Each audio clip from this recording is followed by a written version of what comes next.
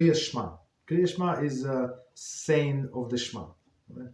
Women are certainly required to accept the yoke of heaven upon themselves. Shulchan Aruch writes that women are not obligated to recite passages of Krias Shema each day. Okay? Because it's time-bound mitzvah and it must be said once a day and once by night. Women are not obligated to time-bound commandments. However, Shulchan Aruch writes that it is proper for a woman to recite the first pasuk of Shema each day. This includes the phrase Baruch Shem, etc. Moreover, Poskim writes that it is praiseworthy for every woman to recite 3 passages of Krias Shema every day. A woman is permitted to recite Krias Shema at any point during the day, even after sunset. Therefore, if she did not find time in the morning, she should do that later. Okay, so let's try to understand what it says here.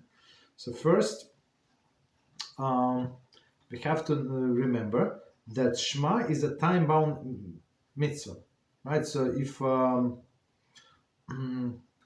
we recommend many times people to install or to get on the computer or on their phone application mizmanim.com, so you can download it. It's free application. I've been using it for many years. It's very helpful. And one of the things in the morning, right? If you like, it's a calendar, right? They give you precise time according, of course, to your location, right? Wherever you are, right? And it's give you the latest time for Shema. So latest time for Shema, I'm sure what is it now? Maybe 8, maybe 9, maybe 9:30. I have no idea. Whatever time is it? I pray very early, so I never miss it. But for other people who do not pray very early, so they must know. So I mean, if they do not say, especially men, do not say the Krias Shema, the saying of the Shema on time, so they miss a mitzvah. And since, as we said before, this mitzvah is bound to time, so women are not obligated. Not obligated because it's bound to time. Even though they say that at least let her say the first line, Shema Israel. I mean, it takes exactly, I don't know how many, like 5 seconds, 7 seconds. And the second line after the Shema Israel, which is Baruch Shem Kivot Malchus Olam Vayet. Let me see how is it in English. 1 second.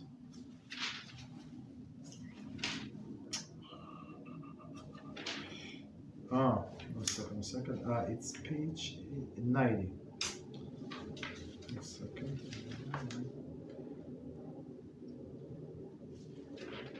Okay, so we say in English here, O Israel, Hashem is our God. Hashem is one and only. Okay, and after that we say in a whisper, blessed is the name of the glorious kingdom for all eternity. Baruch Shem Kivot Malchus Olam Vayet. Right, so that's what the minimum of what each woman has to do, like any time during the day. So all of the three paragraphs, it's commendable if she wants to take upon herself. It does not take a very long time, but it's not obligation. There is no obligation. Why? Again, because it's mitzvah that connected to time, bound to time. But minimum is to say Shema Israel, the meaning to accept that Hashem is in charge of everything. That's a minimum requirement. Okay. So, but for men, it's in the morning and at night. So, second Shema, for example, I want to give an example for men. So, if you pray Mariv very early, for example, in a place where I go, they pray not very, I don't want to say very early, but before the nightfall. Well, let's put it this way. So they pray then Mariv after sunset, which there is no problem. You can pray, but it's proper to repeat Shema after the nightfall. One more time, going back to women. So since Krias Shema is a mitzvah that is bound to time, so they say don't, so not obligated, right?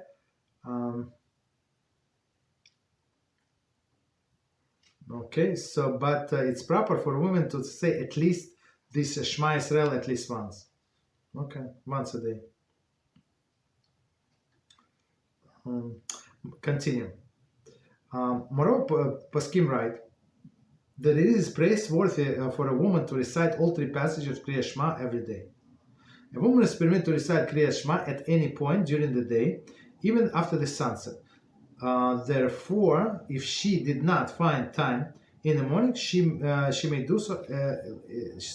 She should say it later. Okay, so if she has a time and if she has time and she accepted upon herself to say Krias Shema, three psukim, like all the three psukim, three paragraphs, not three psukim, all the three paragraphs of the Shema. There is, they say it's very, very praiseworthy, and the way I understand, most of the people do it. But again, if she has a small children, a lot, maybe she's taking care of a sick person, a lot of her mind, so very little time. So one more time, not obligated, but if she does, all the three paragraphs very praiseworthy. Okay, continue. Krias Shema has total of 248 words.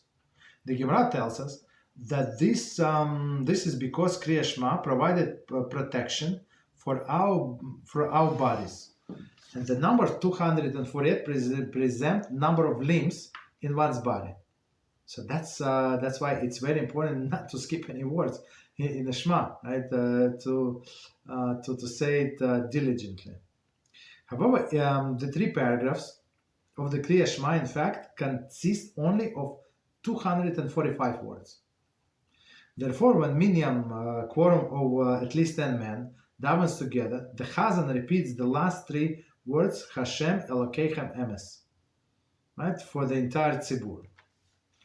Some have a custom, I'm going to explain. Some have a custom to add these three words when they davening alone as well.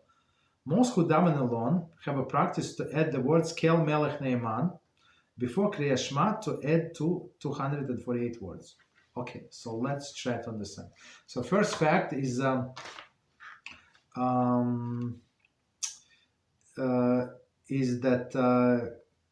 Krias Shema has 248 words, right? And we're going to see how. So first of all, but if you count, you're going to count only 245. So we have to add something to make it 248, and this 248 words give the nourishment for different limbs of the body. Right? So if person does not say this, I'm talking about a man.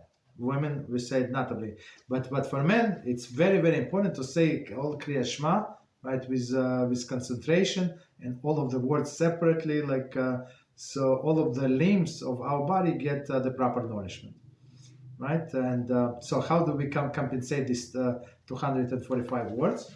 So it's actually on the closer to the end of the Shema.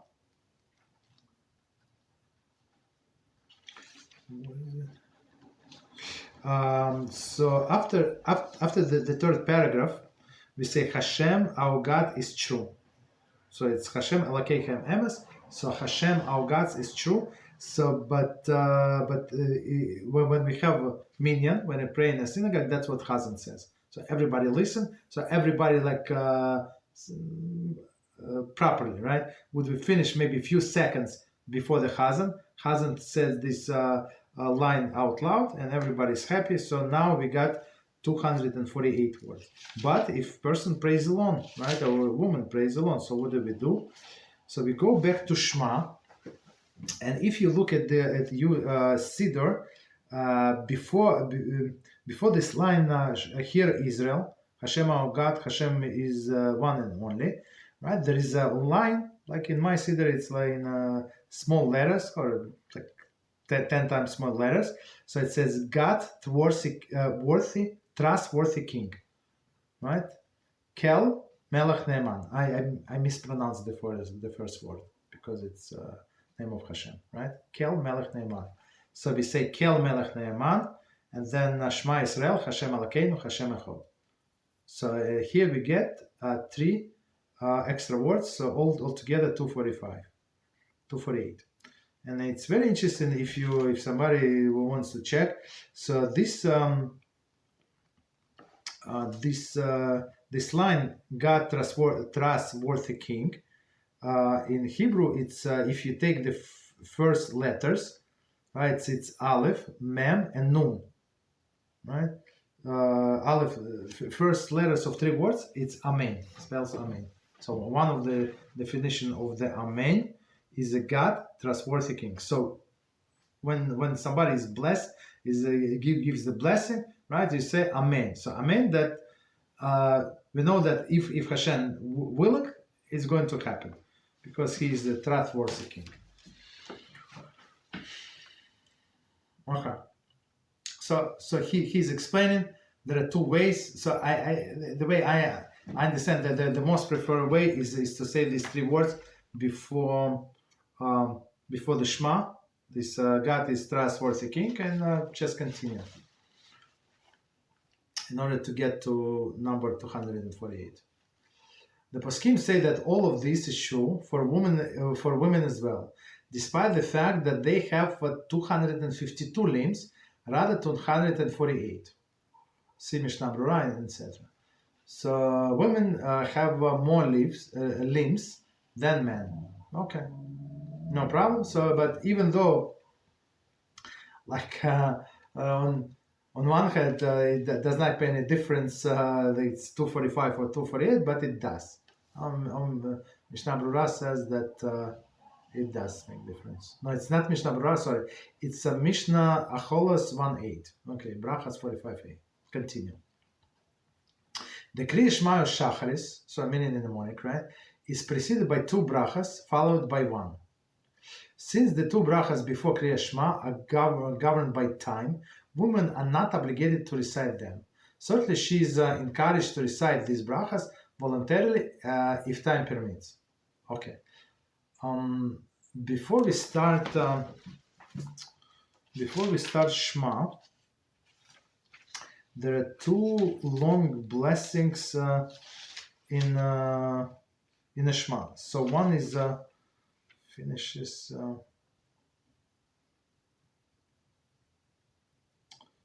One second. So it's a luminous. Okay, so he's on.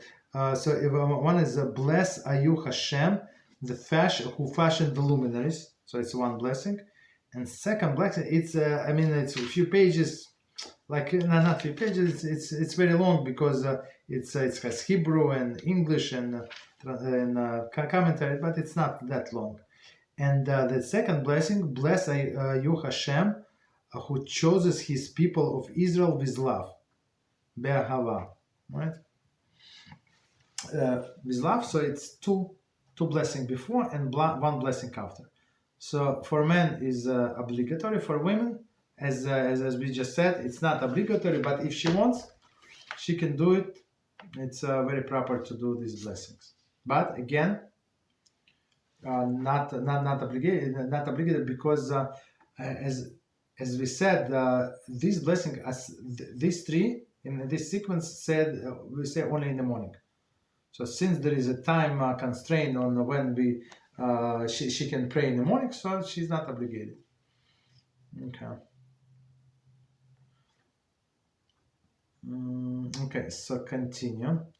The bracha followed Krias Shema, starting with the word V'yatziv, has an added dimension. It also mentioned Yitziras Mitzrayim. Although this bracha is also governed by time, some rule that women are obligated to mention Yitziras Mitzrayim each day. Again, women may definitely voluntarily recite the bracha, and is very encouraged to do so each day. So one of the obligations, it's one of the 613 commandments that mention in Exodus of Egypt at least once a day. So if you pray, you say you mention more than once a day, right? So and especially in the morning, it's after we say Shema, all of the 3 blessings. So So v'yatziv, the Torah blessing started, and certain, right? And certain, established and enduring, fair and faithful, beloved and cherished, delightful and pleasant, awesome and powerful, and etc. So this is the last blessing after the Shema. So we say Shema, and it's actually a very long blessing. And the end of the blessing, as we said, that we mentioned the Exodus from Egypt. And last line, it says, "Blessed are you, Hashem, who redeemed Israel from Egypt." Okay, and then after that we start Shmoneh. So the author is saying that since women are also obligated to mention Exodus of Egypt, but this Exodus of Egypt, let's say maybe if she's praying, or if she's saying Birchas Hamazon or other things, whatever, if she said in Psuki de Zimra, so they also Exodus of Egypt. Okay, at least splitting of the sea. Okay, so at least one time. So if she wants, she can definitely, it's very praiseworthy to accept this this blessing after the Shema. So all together, so just so we understand time wise, I would say maybe 5 minutes with all of the blessings and including Shema. Maybe 6. Okay, so that's it. We're not talking like crazy amount of time.